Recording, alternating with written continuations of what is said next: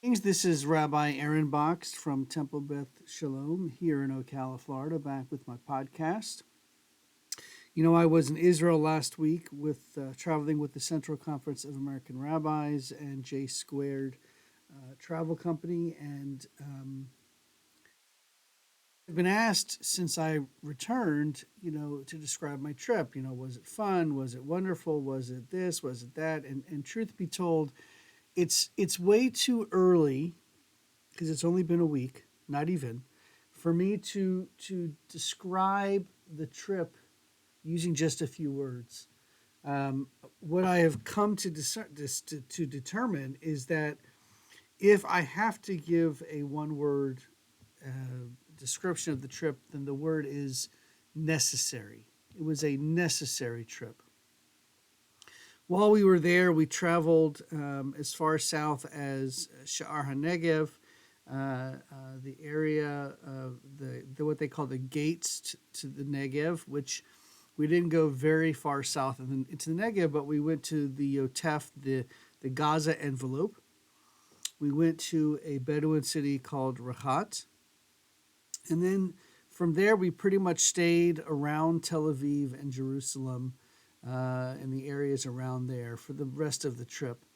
And we met with organizations from Jerusalem, Tel Aviv, and surrounding areas. We met with pro. I don't want to say pro anything because really everybody in that part of the world, at least the organizations that we met, they all really have hope for the future. They have hope for living in a shared society in which all segments of the society really are treated the same, fairly.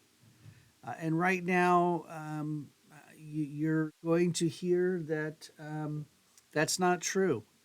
In various segments in communities in Israel, you're going to hear that.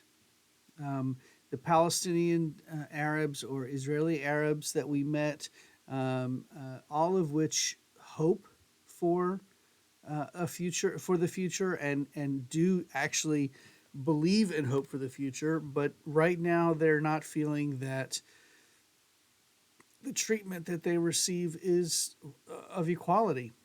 And then also within the Jewish community, there's plenty of that as well. I remember one of my Reform rabbinic colleagues in Israel who said, and I'm paraphrasing because I can't get it 100% correct, but she said the same government that abandoned the people on October 7th, 2023, are now committing ethnic cleansing against Israeli Arabs. Think about that for a second. An Israeli reform rabbi whose job for the last 2.5 years has been completely overwhelmed by providing pastoral care to everybody and anybody in Israel, who has had to literally flip their entire world around to affect change within the communities that they serve, but not even just the communities they serve. Also, there's not a single person in Israel, whether they're Jewish, Christian, or Muslim, or Druze, or whatever. There's not a single person living in the state of Israel or in the surrounding territories that is not or has not been affected and is not still affected by what happened on October 7th and in the preceding years since. I don't want to get into a discussion or a conversation right now looking at who's doing what to whom because it's multifaceted. The Israeli Arab, the Israeli perspective, the Arab perspective, the Palestinian Arab, the Israeli Arab, and so on and so forth. All these different perspectives come with a very nuanced experience and perspective of what life is like now. Is life different today than it was on October 6th, 2023? Yes, in many different ways, but in a lot of ways, it's not that different. The reality that the people in the state of Israel live in right now has absolutely been greatly affected by what happened October 7th and in the preceding war since. But that does not change the fact that they still believe in hope. That is one word that kept coming up, hope. How do you define hope? What does hope mean? Is not something that you do. Hope is what you want, what you pray for, a future that you look for.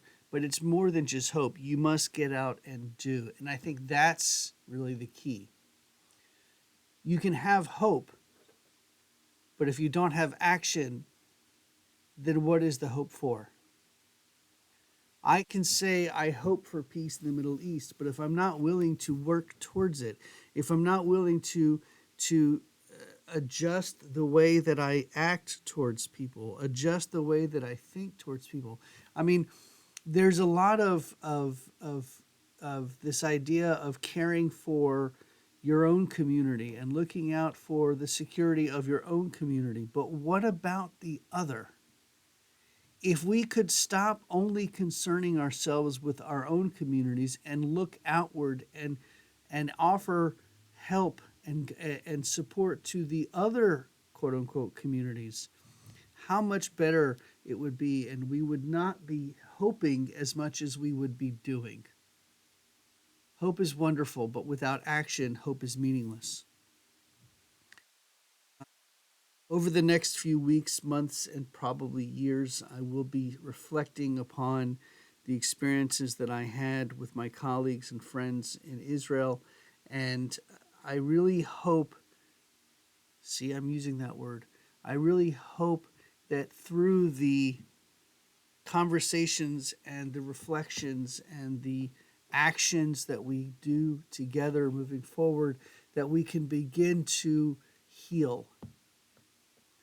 Because even though we don't live in Israel necessarily, we are a part of Israel. One of the people that we spoke to said that there are three fronts. There's the front line, which is usually the army, except on October 7th, it was not. It was the people, because the army, for whatever reason, was delayed, did not get there in time. Then the third front, so the first line is the army, the second line is the Israeli society, and the third line is world Jewry, diasporic Jewry, people who live outside of Israel. We're all in this together. I can't tell you the number of times that we were thanked for coming to Israel, for taking the time to be there, to listen, to not necessarily offer guidance and support, but to listen and be empathetic. No, it's one thing to offer sympathy, it's another to be empathetic, to offer empathy. And it will be in our ability moving forward to be empathetic to what's going on and to listen to Israelis and Israeli Jews and Israeli Arabs and Israeli Christians and Israeli Muslims and so on and so forth, to hear the complete story, the complete picture, and then move forward, not just with hope, but with action. Shabbat Shalom.